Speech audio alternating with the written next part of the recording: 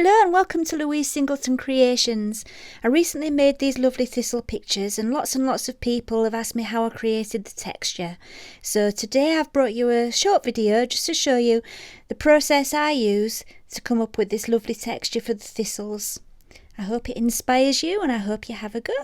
Don't forget to hit subscribe.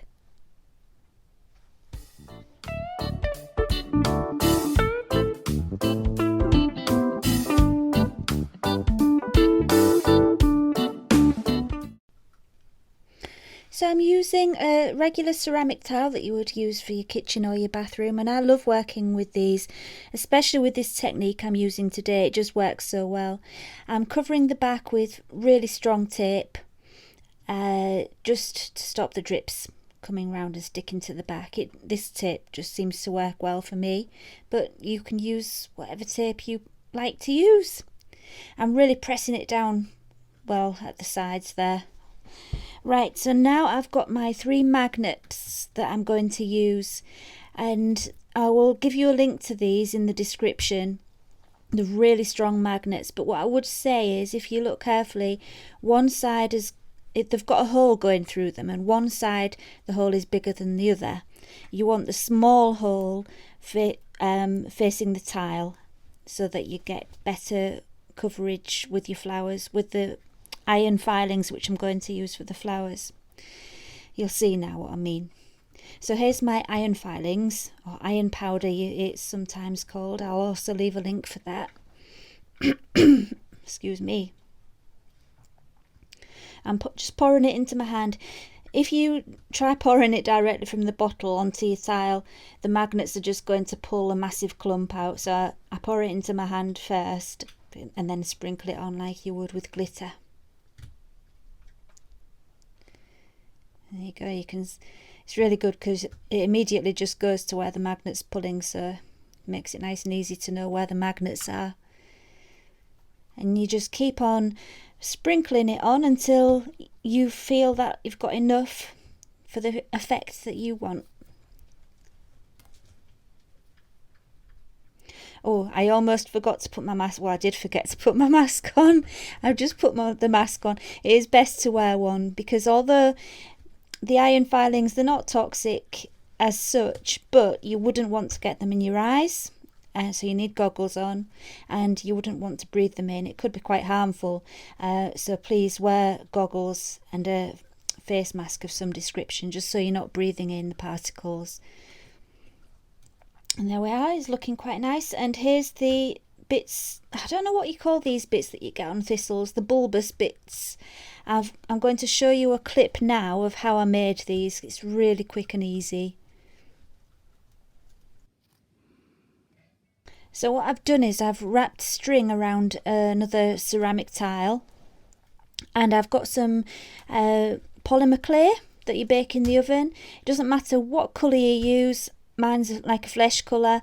It's the colour that I had.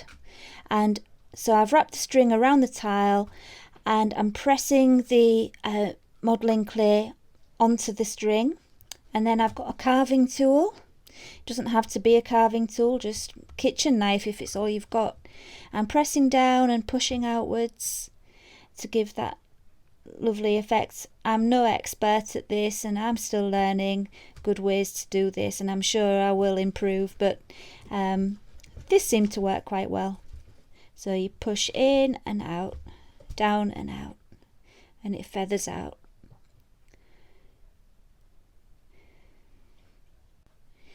So the reason I've used string on the tile is because I wanted a groove in the back of the bits that I'm making. I still don't know what to call them, the bulbous bits.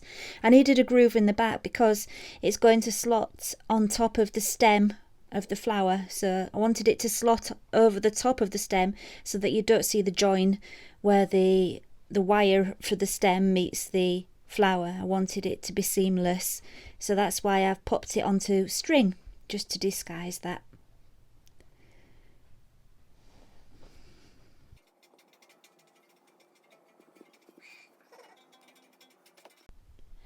So now you just repeat the process and fill up the whole tile and pop the whole thing in the oven following the instructions on the packet of your polymer clay. I think mine took about half an hour in the oven. I can't remember the temperature, but there will be a specific temperature on your polymer clay.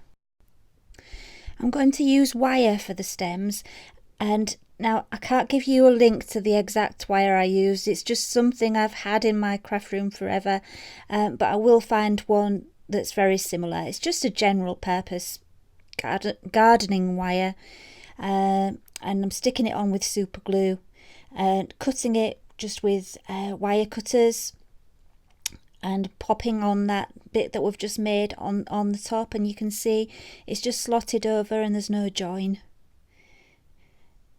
So just be careful, because the magnet will try to pull the stem where you don't want it to go, so you'll have to keep hold of it. Make sure you've got your gloves on, otherwise you'll be sticking your fingers to your picture.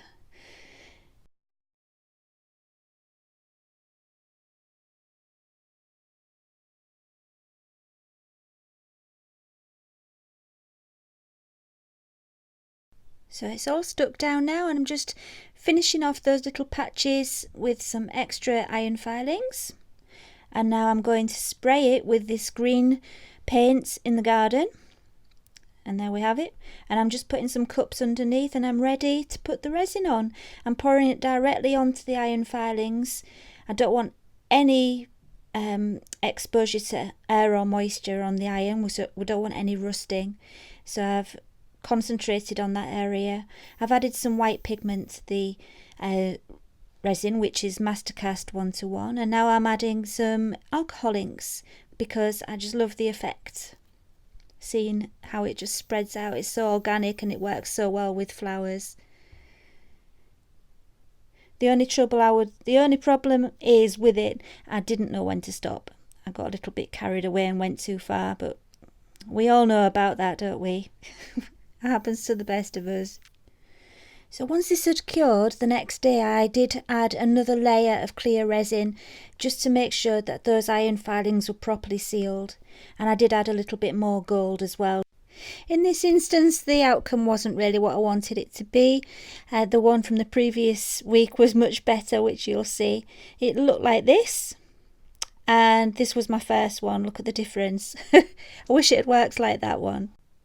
And here's a similar one that I made, but with a different process. This time I used clear resin, and when it had cured, then I added the ink just like you would straight onto a tile. It's slightly different using alcohol ink onto cured resin. It flows differently to how it would just on the tile without the resin, but it still works. It's just, you need to try it. It's just different, and you can see that the results are really lovely. So yeah, you've learned 2 different ways of doing this effect today. I hope you've enjoyed the video. I hope you've learned something from it, and if you did enjoy it, please click subscribe. Please come back and look at my other videos. I'm always having loads and loads of new ideas, and leave me a comment please and talk to me. I feel ever so lonely when no one talks to me. And thank you for watching. Bye for now.